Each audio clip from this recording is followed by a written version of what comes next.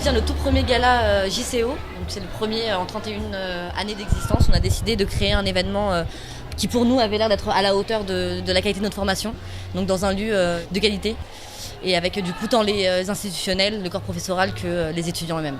Jade et Salomé, qui sont avec moi-même les coprésidentes du BDE, on a décidé de créer un événement, du coup de partir de rien du tout. Après, on a, dans le cadre des missions Synergie du magistère, on a développé tout le projet, donc tout ce qui était brainstorming, idées, thèmes, et après recherche de lieux. Et pour le recherche de lieux, on a fait appel à un contact à nous du BDE, qui s'appelle Jimmy Rapp, et qui est un peu un intermédiaire de gros groupes étudiants sur Aix-en-Provence, avec les différents bars, clubs, un peu tout. Et il nous a permis de rencontrer du coup les managers de ce lieu-là ici, qui ont été totalement emballés par l'idée de faire un gala parce que ça colle avec le lieu aussi.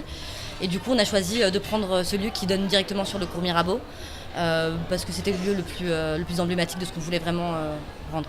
Il y a des rumeurs qui ont couru cet après-midi, aussi bien sur les réseaux sociaux que dans les amphis, à Portalis et David.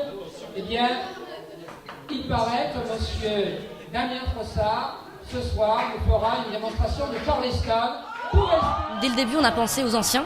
Et du coup, on avait un vrai désir de créer un lien entre toutes les générations. Donc on a essayé de remonter le plus possible, mais il faut savoir que la première génération date des années 80, donc c'était un peu compliqué de retrouver les données et les contacts. Du coup, on a fait surtout appel aux générations à partir de la 25e promotion.